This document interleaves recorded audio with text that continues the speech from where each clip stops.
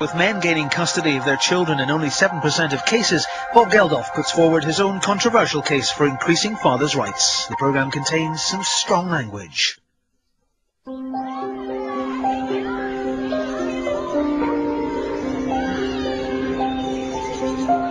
Battersea Park, Sunday lunchtime.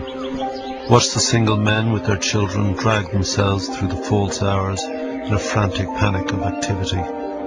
The build-up, the all-week anticipation, and then the excitement of being with them.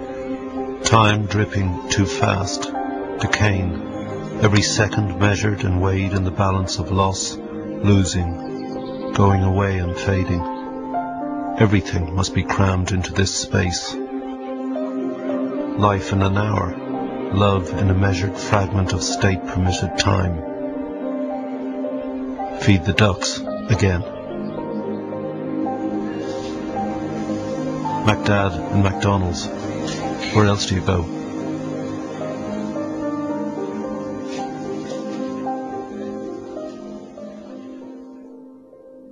When my wife left me almost 10 years ago now, I was bereft. I had loved her, and now love had gone. And while at the time I didn't understand what was happening, one has to accept it. What bewildered me and made me grief-stricken was that not just she, but my entire family went away from me. So why were my children gone? Those things that were the best of us. Why couldn't I be with them like I had been for all their lives?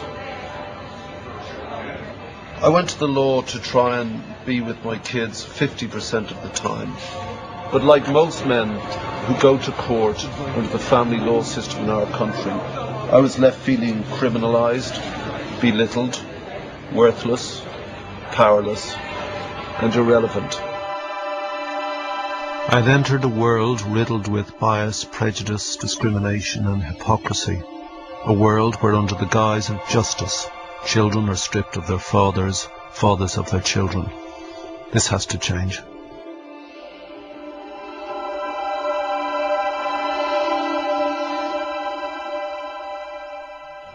Going into the court, literally opening the door, a well-meaning clerk passed me by and he tapped me on the shoulder. He said, "Good luck, Bob." And I said, "Yeah, thanks, mate."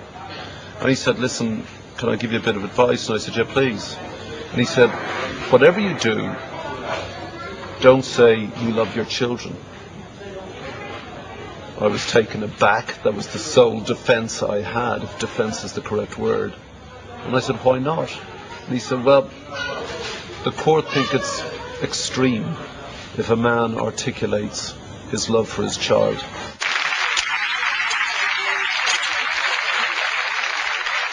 I was on telly one night and I mentioned something about this. Very empty. And what happens to men in this situation isn't right. The law is generally predicated against them. And over the next few months I received what amounted to 70 plastic bin liners full of letters. Now, people have known me for almost 30 years now.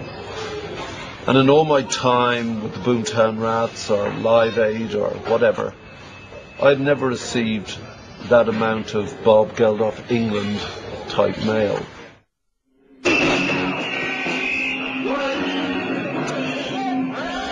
I had no idea there were so many of us out there destroyed by this system.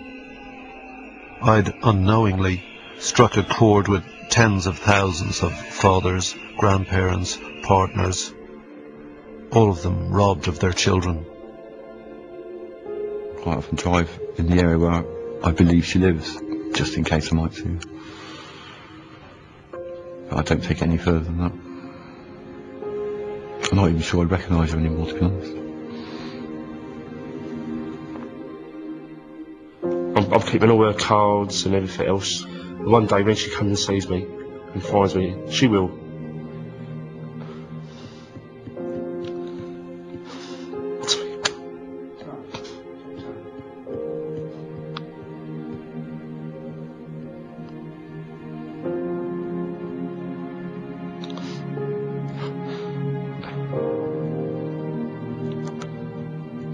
I'm going to say, yeah, That's what I've done for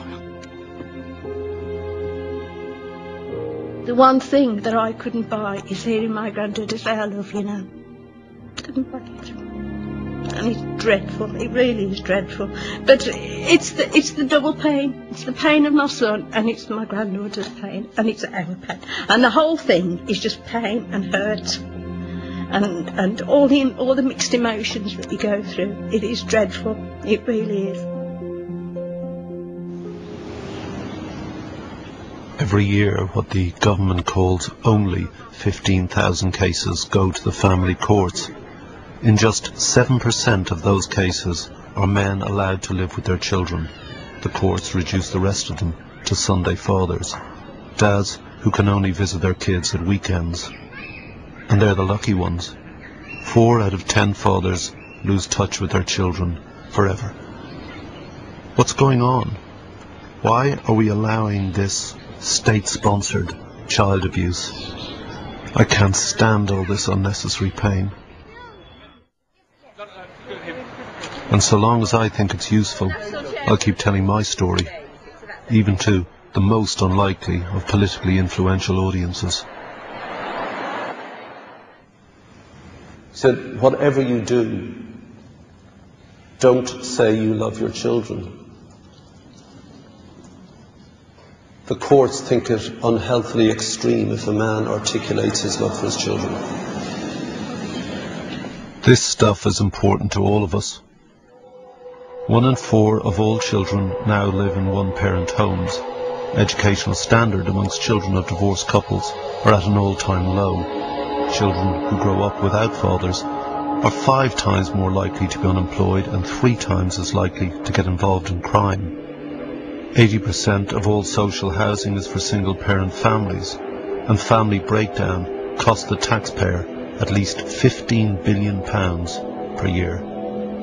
These are the social and economic values of fatherhood. The emotional value is beyond calculation. I'm not a TV presenter, I'm not a journalist, I'm certainly no legal expert, and family law is not my field of expertise, but it is certainly my field of experience. We've all had enough. Fathers take to the streets, they climb cranes and resort to ever more extraordinary means to bring attention to their plight. Even the Prime Minister and Buckingham Palace were targeted.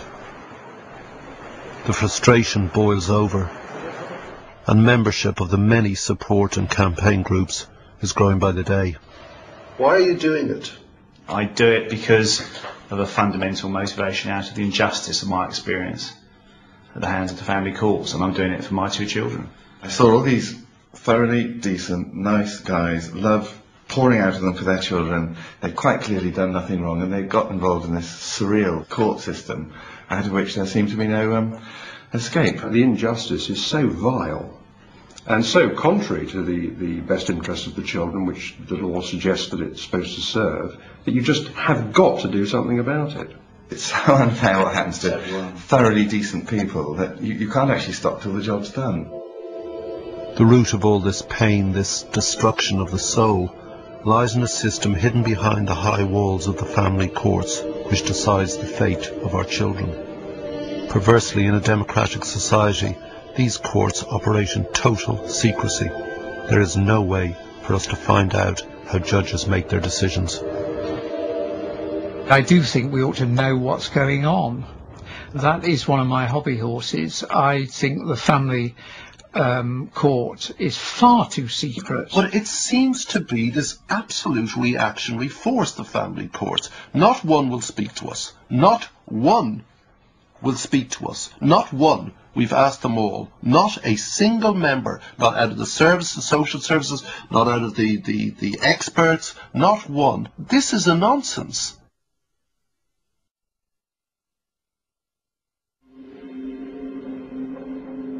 When a marriage ends, a couple may turn to the law to resolve disputes about their children.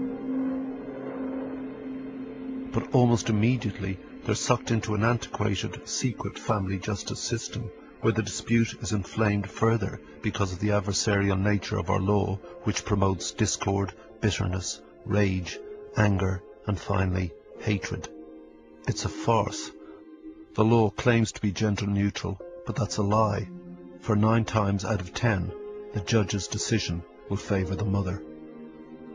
If they're lucky, dads, like a visiting uncle from Mars, will see their kids for contact every other weekend. So why does this happen? Why are fathers forcibly removed from their children? Why do we allow this, in effect, state-sanctioned kidnapping? The root of the problem facing fathers lies with one crucial phrase written into the law itself.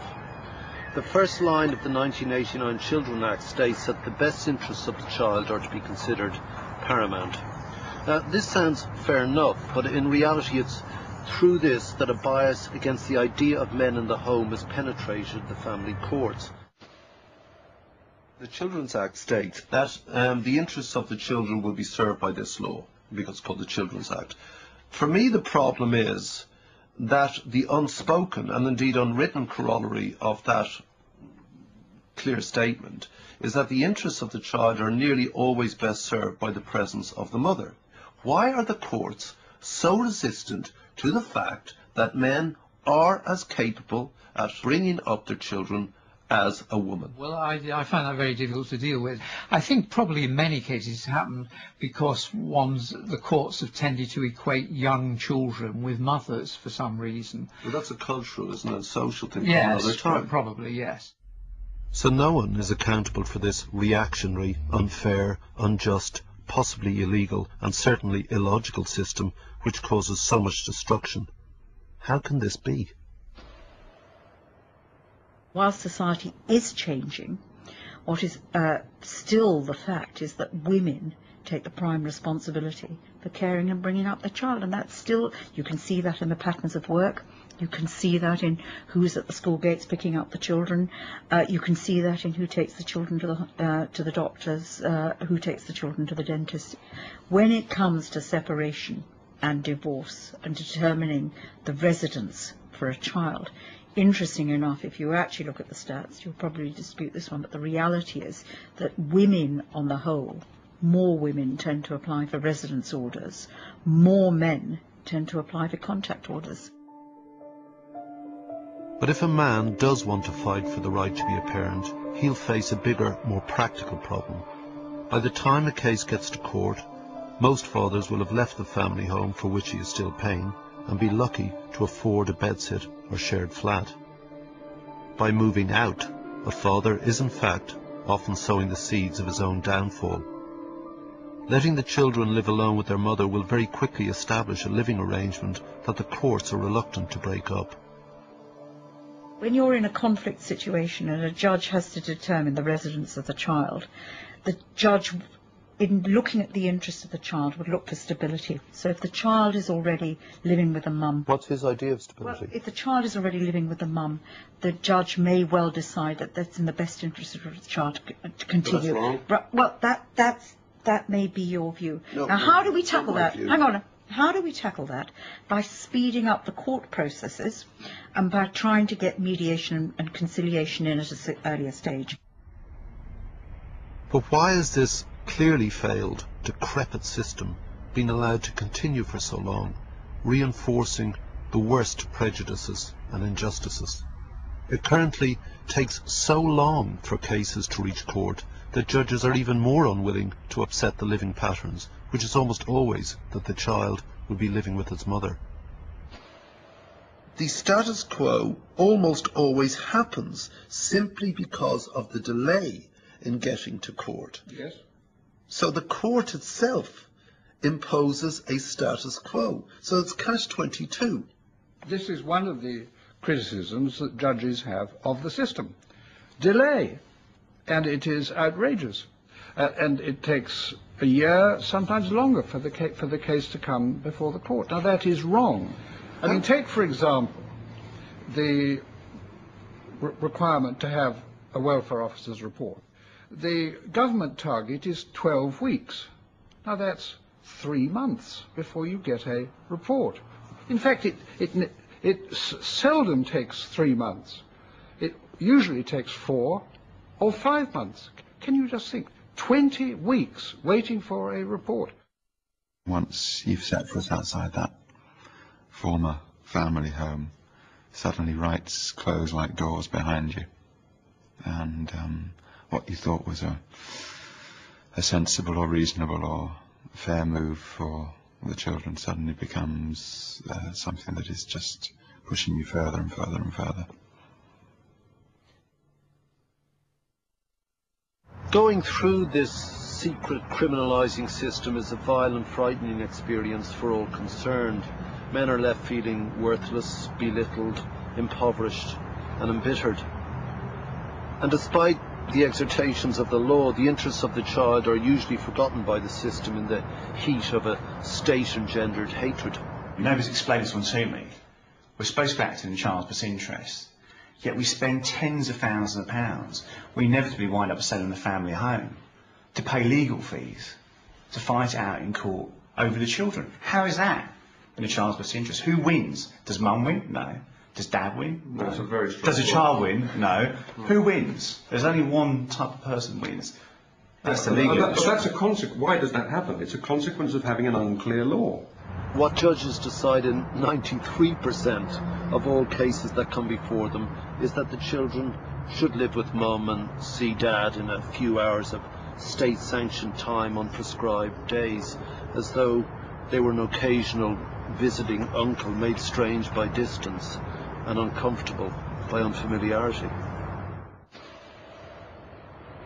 What happened to me was that not only is the time not enough, but that time is you're controlling the knowledge that they are going away from you in 30 seconds, 29, 25, 26. It's not that, wow, I've got an hour with them. It's that I've only got an hour left. And it's the dripping, the slow, corrosive drip of state-appointed time. And it's the fixed time as well that's really upsetting. One father lived just one street away from the mother, and he saw the mother walking down the street with this little girl, and so she ran to him saying, "Daddy, Daddy, Daddy," and the mother literally pulled the child away from her father in the middle of the street. And that's happened on a number of occasions. Clients tell me this is what's happened, and this with the child so traumatised, distressed, almost being dragged away from their father, and literally because it's like it's not your contact time. You go to cafes and you look across and you see the man sitting there in the corner with the two kids in the wimpy bar or whatever, and you can just tell that that's that poor sod who's seeing his kids for the weekend, and he's got to take them out somewhere and he's got to make them happy. And that is the trouble when you're in that situation. You're trying so hard to make them happy that it often doesn't work. You know, you just having the kids and trying to make them happy and trying to give them all the things to do. Sometimes they just want to sit and watch the telly. They and I hate having to cram 2 weeks worth of time into one weekend. I'm absolutely exhausted at the end of it. In many cases, this so-called contact, this disgraceful notion and impertinent language of access between father and child will not involve an overnight stay. After their day out with dad, he's expected to get the children back to the mother's home in time for dinner. The terror of being that 5 minutes late can often mean a lawyer's letter chastising your parenting and threatening further withdrawal of your child. Not only is this heartbreaking, but more importantly, it causes immediate, long-term psychological damage to their children. The evening rituals are really very important emotionally, and being able to participate in getting the child bathed and reading them stories and snuggling them to sleep in bed. Those are really precious moments for a parent and for a child. They're part of the crucial glue that keeps those relationships going. And if you cut a parent out of those really precious moments, you diminish the opportunities to have a rich, deep, warm relationship. This is the thing specifically that almost drove me, properly insane. The smell of my children in the house, tucking them up, going in to just make sure they're all right, kissing them goodnight, bathing, the bedtime story, the cuddles, the hot chocolate. That really almost drove me insane, that had just gone like that. Easter, I remember him staying overnight, and for the first time I tucked him into bed and this, that, and it was pitiful, really. It really was. I had nothing. I tucked him into bed, and they went off to sleep, and I just sat there and watched them all night. I just watched them sleep. You know, I hadn't seen this for 6 months. I hadn't been in this part of their life for 6 months, tucking them up to bed and sleep. I mean, my son was 10 by then, but my daughter was only 6. And I just remember sitting there in this squalid little bedsit, looking at them and thinking, wow. The whole issue of how much contact fathers have with their children is bound up with this issue of their intimacy with the children and their keeping in touch as the children grow up. We've looked at a very large sample of families, around 10,000 families, in which we looked at mothers' reports of how well their children were doing after separation. And essentially the story was exactly the same, that the children who saw more of their fathers, who had frequent and regular contact with their fathers, who felt close and involved with their fathers, were doing much better in terms of adjustment. And there's a completely clear, unequivocal pattern of results. So it's in everybody's interest, I think, for fathers to be being a parent, even if they're on their own.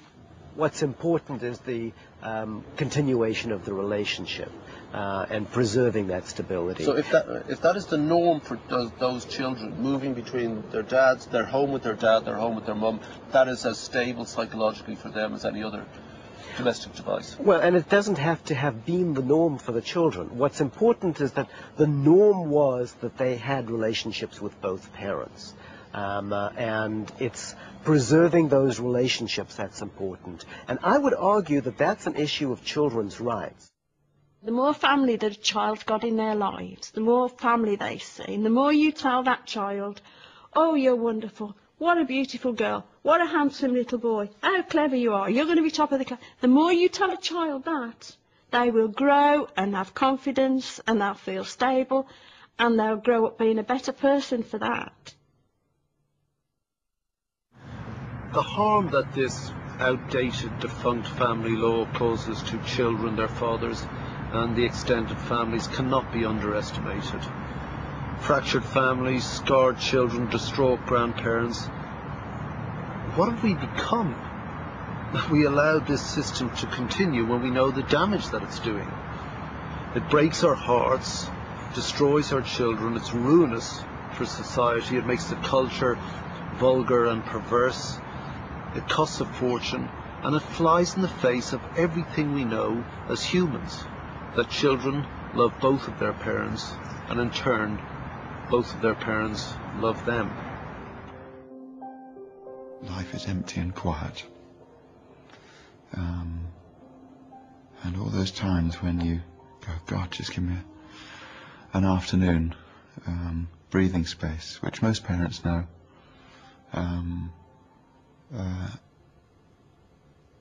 I actually long for the mess and the chaos and all the things that go with it.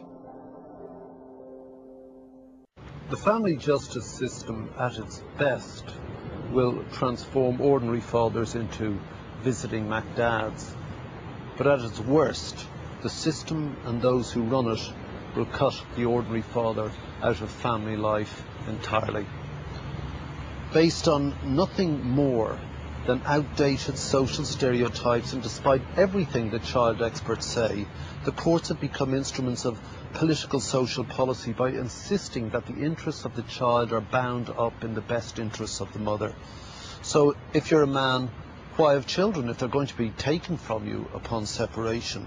Why get married if for the rest of your life you become not much more than a wage slave, simply in order to see your child a few minutes a year? I suspect that if the law were as tilted towards men as it is now to women, we will behave in the same way. So it's little wonder that many women are tempted to abuse the system, all the while it works in their favour. I had one mother who said to me, tell him, give me the money and he can have contact. I mean, you're in front of this woman who's saying, he can see the kids if he gives me money. I mean, do you not just go, you fucking bitch? Well, the problem is that when you're actually Not to her acting with face. someone, well, you probably do. You probably think I would. I'd be a crap lawyer. You think, well, this is the thing, because when you're acting for someone, there are boundaries the limits to what you can say. You can say, well, basically, I don't want to work for you anymore, because I mean, if you're not going to take the advice But I mean, I'm giving internally, you, does your oh, no, soul but you not do. wither? Well, you do. This is why it's a thankless task, and that's why I don't want to actually work But in that you see, environment. I equally think it's human, her reaction. Mm. The law is allowing her to do this. Women litigants are becoming, or have become, adept at manipulating the system, and the system is capable of being manipulated. And if someone is implacably hostile and simply won't give contact and brainwashes the child against the father, then there's very little one can do. The judge makes an order for contact, the mother disobeys. What can the judge do? He can fine the mother or send her to prison. Now, typically she's got no money, so the fine isn't a possibility. So, to send her to prison, what does that do for the children? The government is saying it will extend powers for judges beyond imprisonment.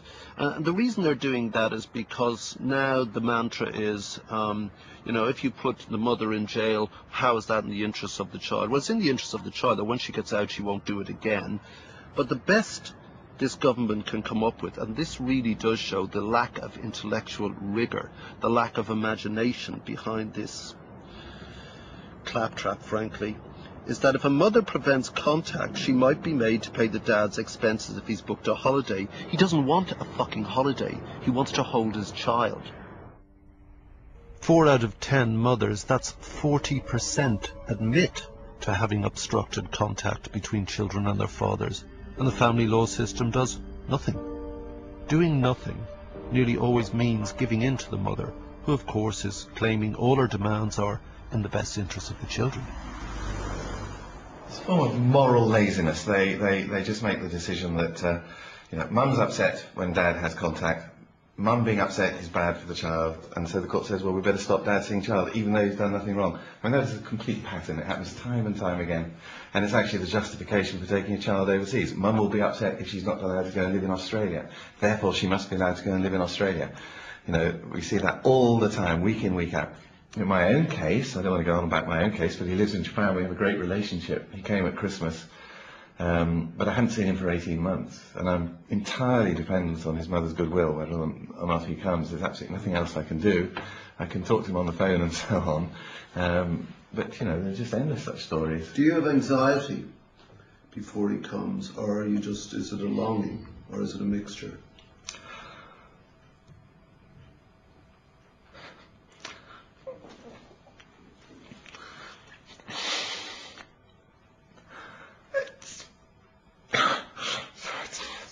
Actually, very hard to describe, actually.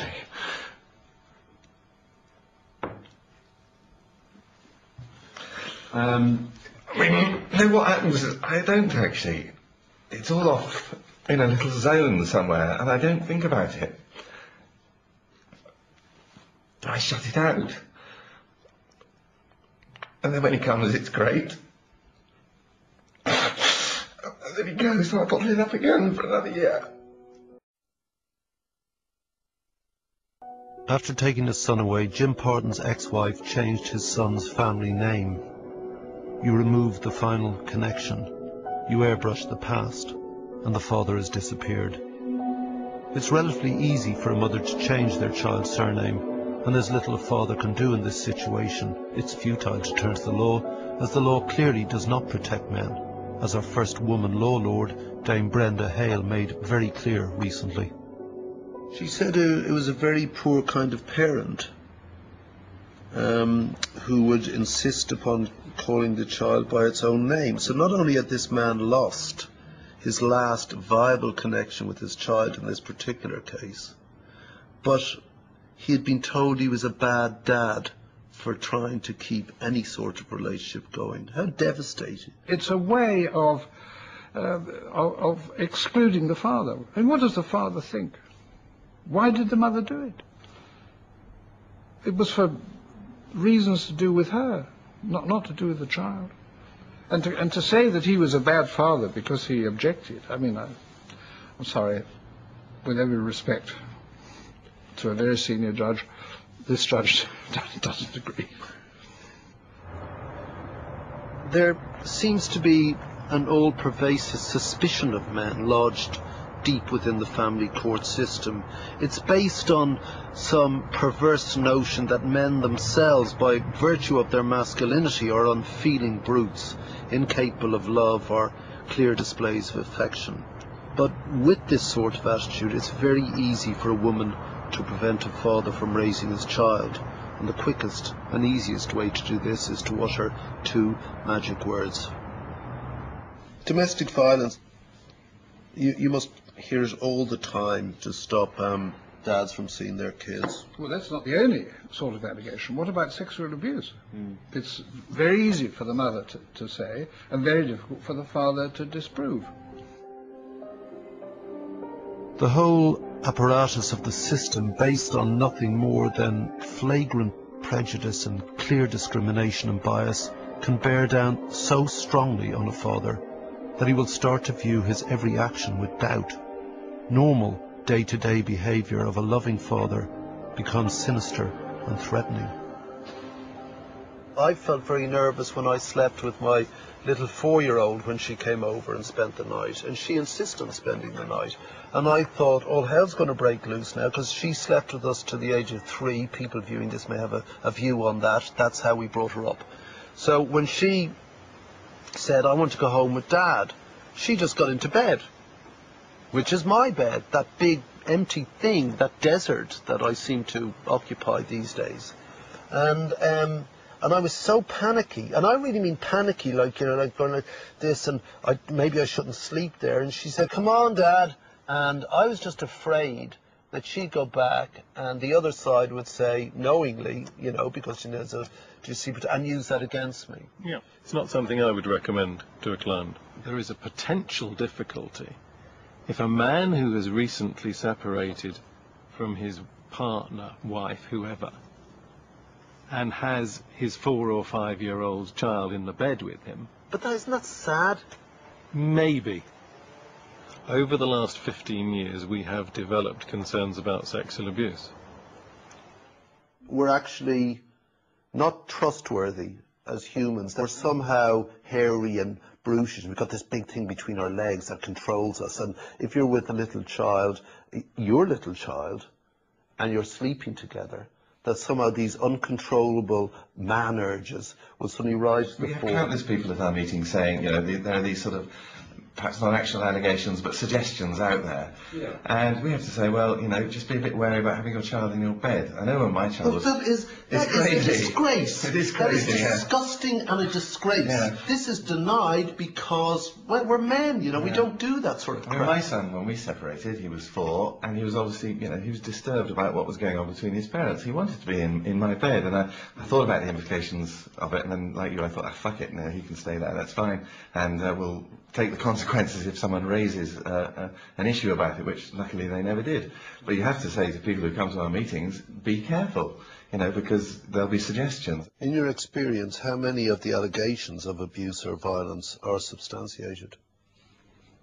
Well, I think that's a very difficult question. I would think probably not a lot. There is a great and terrible perversity that underlines all of this. The modern and unspoken sense that all men are violent, abusive thugs, despite the reality of the men in every woman's life, or indeed man's life, their fathers, brothers, uncles, sons and lovers and friends. All men with varying degrees of human complexity, pretty much like women in fact, and all not bad people. The argument that you're incapable of bringing up a child because you're male, because you've got testosterone, I kind of hope that's gone away, because observationally it clearly isn't true anymore, but it lingers on in the family courts. And it baffles me, but, you know, fortunately I'm not a lawyer. You wrote, when it comes to understanding the conduct and character of men when compared to women, vulgar supposition is easier than objective measurement. That is that is absolutely right. I mean, it's a sort of legal laziness, isn't it? While the courts maintain this outdated sugar and spice, slugs and snails view of men and women, the rest of us have moved on. Today's fathers are increasingly involved in raising their children. You gonna eat any more, mister? Yeah? We'll sit round properly, come on. And I just can't understand people saying that a woman can look after a child better than a man. To me, that's a load of rubbish. You know, they do the same job as good as each other. There's a lot of women that can't bring up kids as well. It's not a sex-specific thing. It's a cultural thing. This antiquated, prejudiced, bias, discriminatory law must catch up with us. It must redress the balance and reflect the way that men and women choose to live now, how we wish to bring up children together, but perhaps in a different way. The family courts, with all their inefficiencies, have caused thousands of children such damage, fathers such stress, such turmoil, that more and more men are simply giving up. The system is so stacked against them that fewer and fewer have the energy to even get to court in the first place.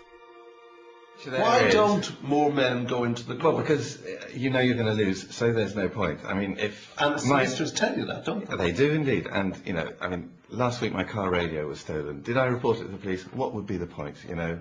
The police aren't going to get my radio back, so I don't bother. In the same way, I don't bother to go to court if there's some difficulty over my contact, because I'm stuffed in it. What's the point? And so I'm not part of that 10% who go to court, if you like, on a big issue like that. What the Prime Minister says, because he's advised to say it, is that, well, look, it isn't as big a problem as it appears, because the majority of men don't go to courts to challenge this. People settle it. Well, I mean, this assumes that men on separation say, you're getting the kids? Fine, great, best of luck, love, I won't see my kids get... What? I would suggest the true truth behind the figures is that most guys are not very happy seeing the most cherished things in their entire existence once a fortnight. No, they're not.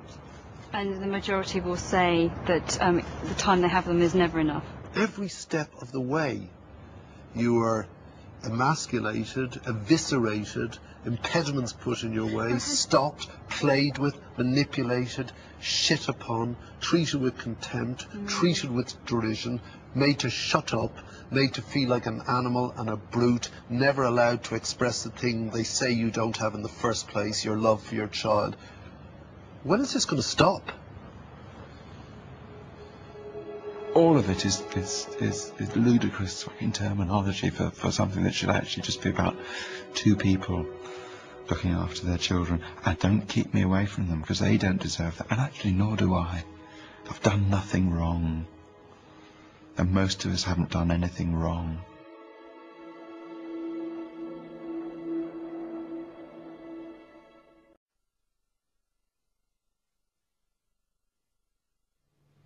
I just used to come away from dropping my daughter off or something like this, or dropping my son off, and pull into a gateway and bawl my bloody eyes out. And difficult. It really is. I've had lots of days just sitting at the kitchen table with a can of beer crying for hours on end.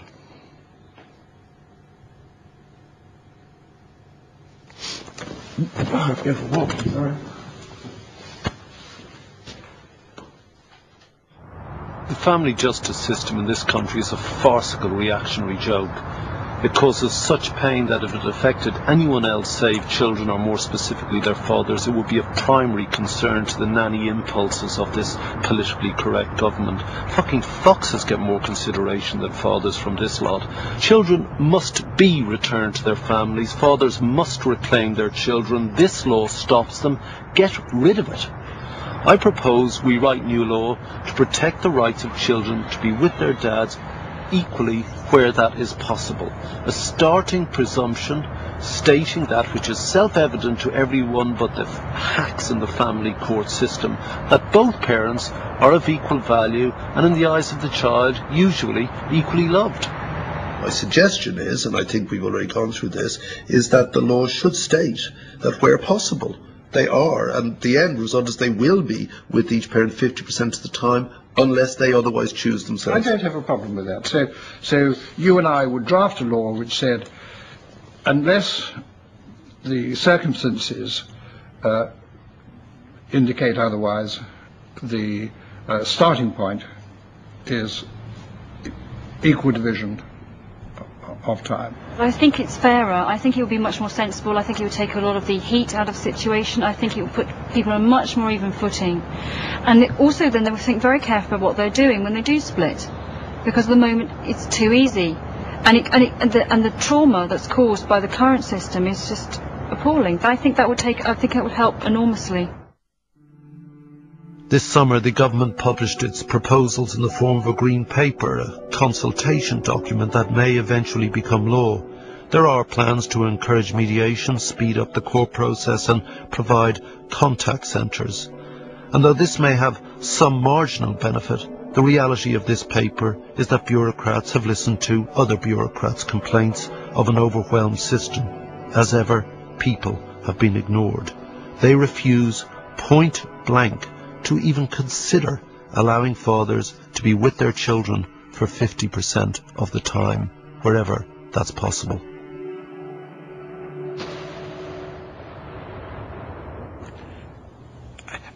We're absolutely clear the current system is not working anywhere like adequately enough. We are not saying things are fine. This is why we're setting out what we think is a radical process of change. But it doesn't do that one thing.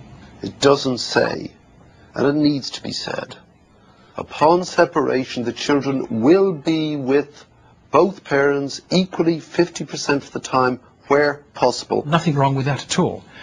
What we don't want to do, though, is to say that that's what everybody should be doing. Why the hell should the state be saying every child should be spending 50% of its time with one parent and 50% of another? I don't actually expect that to happen. I expect it to happen extremely rarely. It's neutralising the negotiating position. It is, yes, and it's the backstop. You see, my problem with this is that you're putting people in the state's maw for the rest of their life. You're putting them in the system like criminals.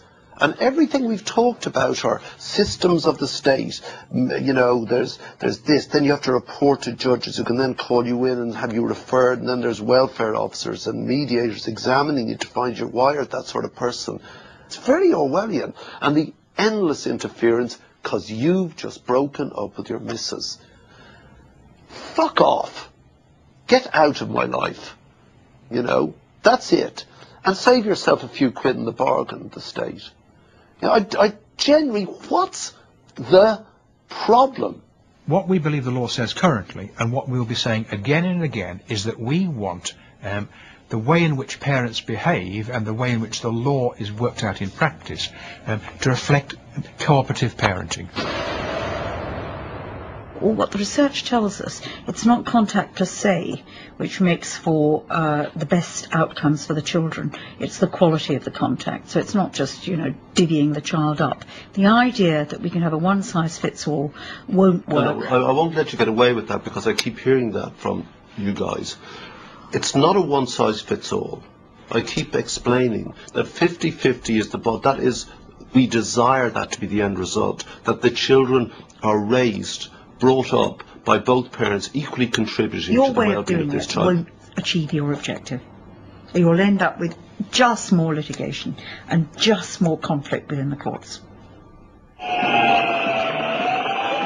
While the Minister is right that in most couples' lives the woman will still do the bulk of the domestic work, she is wrong in assuming that this must continue upon separation.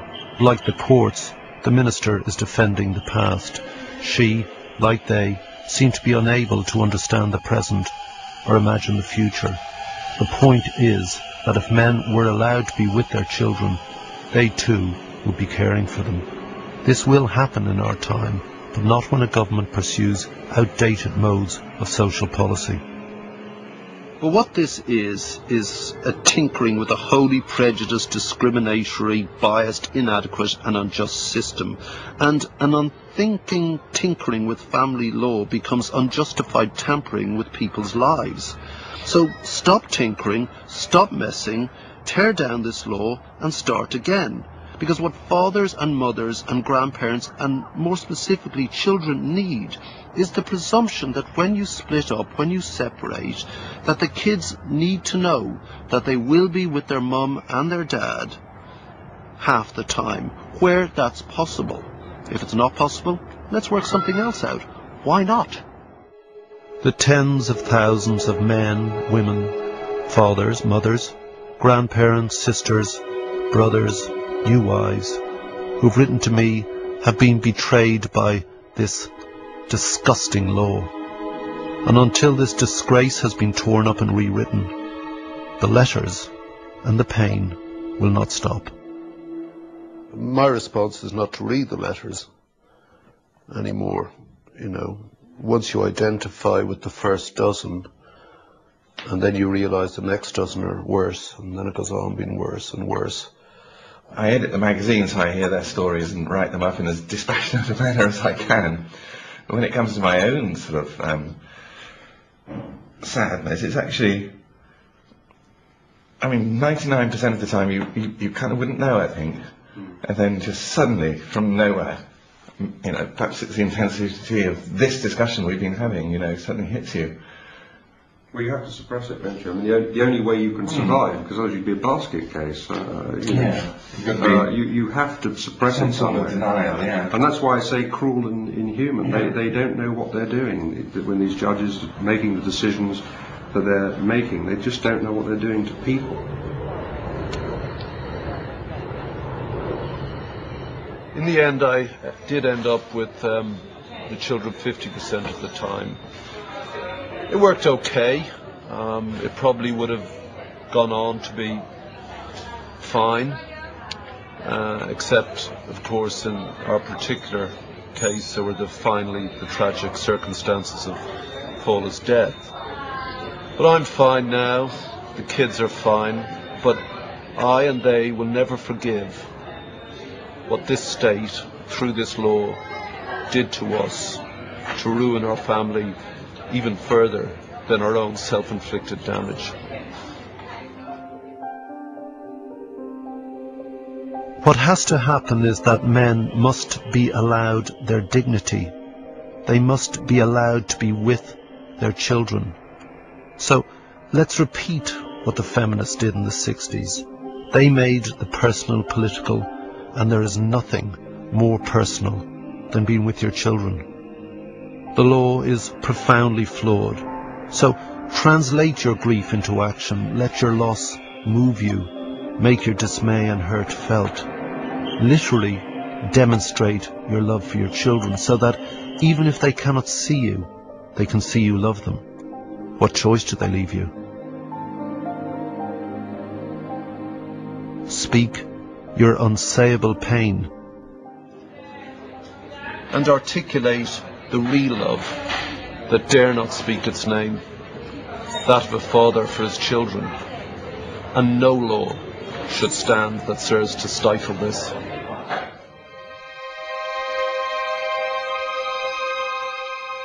Since this programme was made, one of the interviewees, Alan Levy QC, has sadly died. For more information about the UK's child residence laws and advice on shared parenting, visit channel4.com/family. Next tonight we hear from couples, including the ones who provoked a media storm to see if wife swap changed their marriage.